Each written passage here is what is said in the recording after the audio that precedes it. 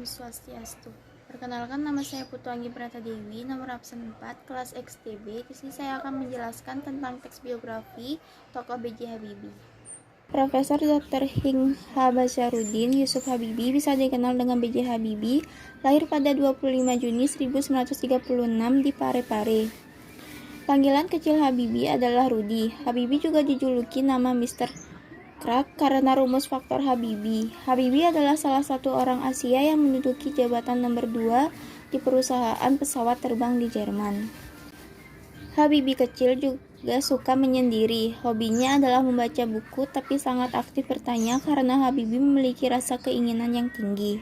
Ayah Habibie adalah seorang ahli pertanian. Ayah Habibie meninggal saat Habibie berumur 14 tahun dan ibu Habibie adalah dokter spesialis mata. Ialah yang membiayai Habibie bersekolah di luar negeri, yaitu Jerman.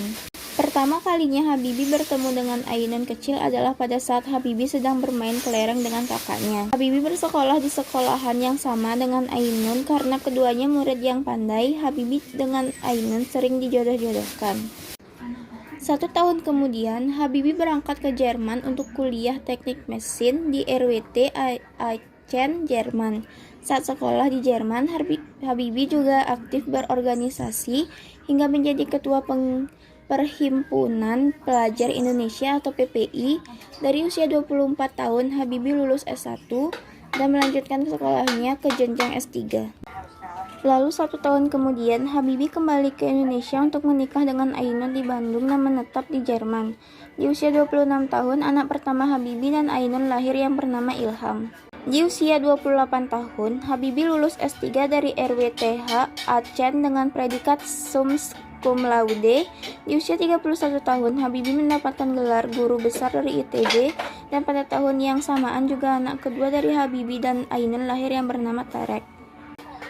Setelah lulus, Habibie bekerja di Jerman sebagai kepala penelitian dan direktur teknik di MBB. Tahun 1973, Habibie harus kembali ke Indonesia atas mandar Presiden Soeharto. 1 tahun kemudian ia menjadi penasehat di Dirut Pertanian. Pada usia 40 tahun, ia menjadi Dirut IPTN atau DI. 7 tahun kemudian ia diangkat menjadi Ristek. Pada tahun 1986, Habibie memulai proyek pesawat N250. 2 tahun kemudian, Habibie kembali diangkat menjadi Menteri Ristek yang kedua kalinya. Pada tahun 1993, Habibie diangkat kembali menjadi Menteri Ristek untuk yang ketiga kalinya.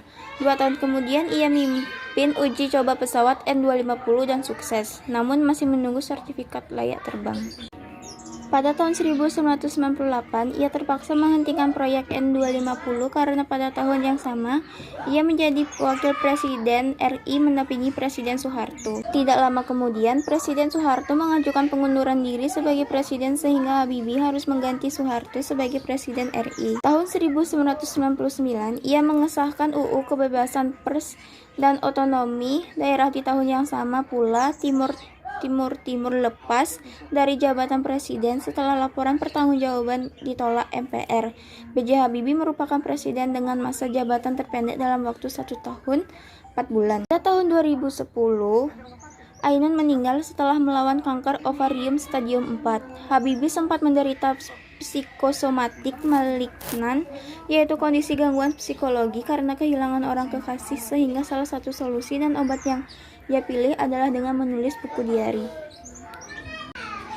Habibie rutin mengunjungi makam Ainun setiap hari selama 100 hari bahkan setelahnya. Tahun 2012, kisah cintanya difilmkan dengan judul Habibie dan Ainun dengan sukses diperankan oleh Reza Rahadian dan Bunga Citra Lestari.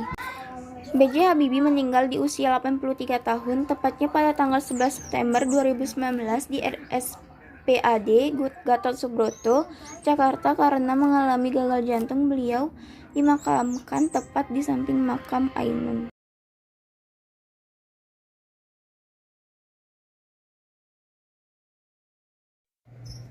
Sekian dari saya ucapkan terima kasih. Mohon maaf apabila ada kesalahan kata yang disengaja maupun tidak disengaja. Saya tutup dengan Parama Santi. Om Santi Santi Santi.